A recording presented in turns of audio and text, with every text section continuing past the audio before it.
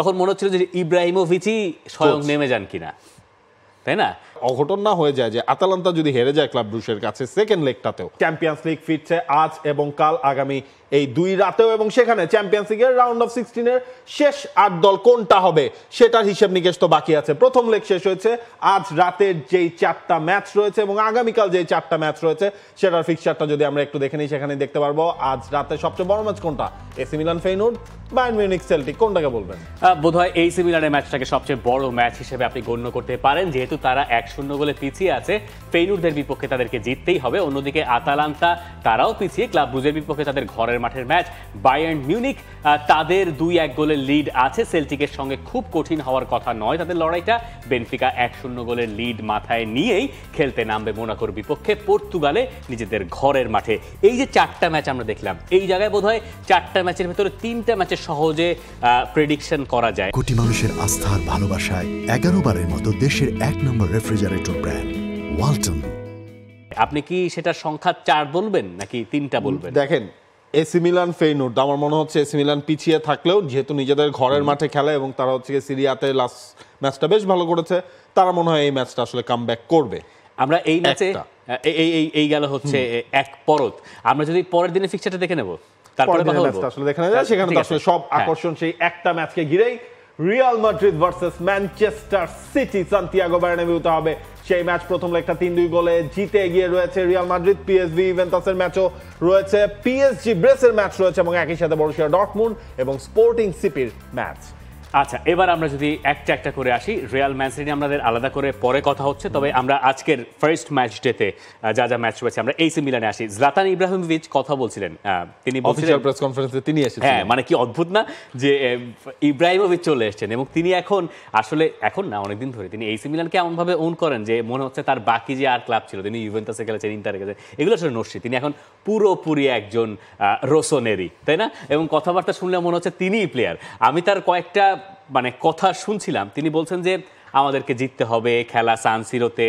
হ্যাঁ, আমরা ফার্স্ট লেগে হেরেছি, নেদারল্যান্ডসের মাঠে অনেক কিছু হতে পারে, কিন্তু এটা আমাদের ঘরের মাঠ, আমাদের চ্যাম্পিয়ন্স লিগে টিকে থাকতে হবে এবং জিততে হবে। তখন মনে হচ্ছিল যে ইব্রাহিমোভিচই স্বয়ং নেমে যান কিনা, তাই না?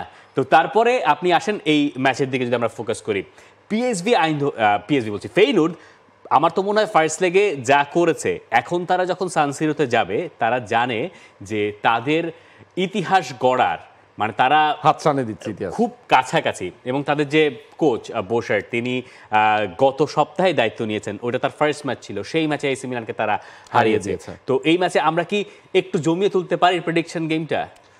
একটু কি কেউ কি ফেইনুর্ডের পক্ষ নেবেন? দেখেন, ফেইনুর্ডের পক্ষ নেওয়া যায়, ফার্স্ট লেগের রেজাল্টটা যেহেতু তাদের ফেভারে এসেছে, কিন্তু হচ্ছে আপনার ওভারঅল এনভায়রনমেন্ট থেকে শুরু করে বাকি সবকিছু, এই ধরনের বিগ ম্যাচ আলটিমেটলি এটা কিন্তু নকআউট ম্যাচ হয়ে যাচ্ছে আলটিমেটলি। তার মানে আপনার মিলানকে আমি পার্সোনালি। আচ্ছা, এবার আসেন বায়ার্ন মিউনিখ লেভারকুজেনের সঙ্গে ওই রকম পারফরমেন্সের পরে তারপরও সেল্টিকের অবস্থা আরো অ্যাওয়ে রেকর্ড খুব খারাপ। এবং একই সাথে বায়ার্ন মিউনিখের যদি আপনি হোম রেকর্ডটা দেখেন, চ্যাম্পিয়ন্স লিগের লাস্ট 20 ম্যাচে তারা কখনো নিজেদের ঘরের মাঠে আলটিমেটলি তারা হারে নাই। মাঝখানে হচ্ছে পিএসজির সাথে 3 বছর না 4 বছর আগে তাদের একটা ম্যাচ হারতে হয়েছিল, এছাড়া নিজেদের ঘরের মাঠে তারা হারে নাই।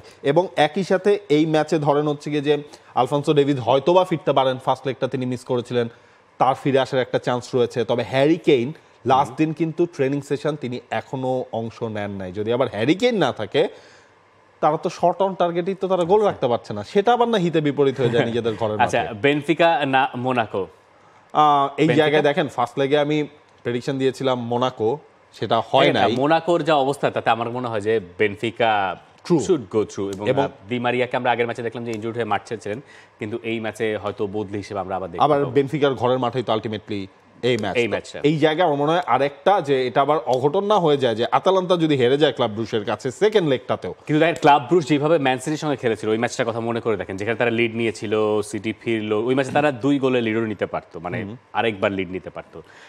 এরপরে ক্লাব ব্রুশ ভালো খেলেছে আতালান্তার সঙ্গে, যদিও একটা বিতর্কিত পেনাল্টি এই ম্যাচের বা এই টাইয়ের পুরোপুরি মোড় ঘুরিয়ে দিয়েছে। এই যে ভদ্রলোক যার নাম হচ্ছেন গ্যাসপারিনি, তিনি আজকের এই ম্যাচে হয়তো লুকমানকে যে কোনো মূল্যে ফিরিয়ে আনবেন এবং স্টার্ট করিয়ে দেবেন। আতালান্তার জন্য প্রেশার্ড ম্যাচ, আতালান্তার সেরিয়ার রেকর্ড খুব একটা ভালো যাচ্ছে না, এই শেষ ম্যাচটাতেও তারা জিততে পারে নাই। তবে এই ম্যাচটা প্রেডিক্ট করা খুব কঠিন আমার মনে হচ্ছে।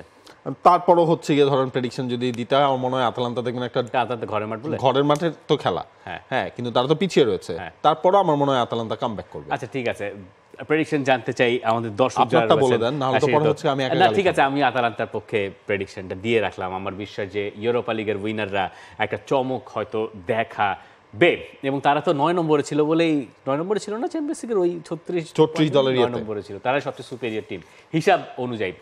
For more updates, subscribe to our YouTube channel and click on the bell icon. Follow us on Facebook and Instagram.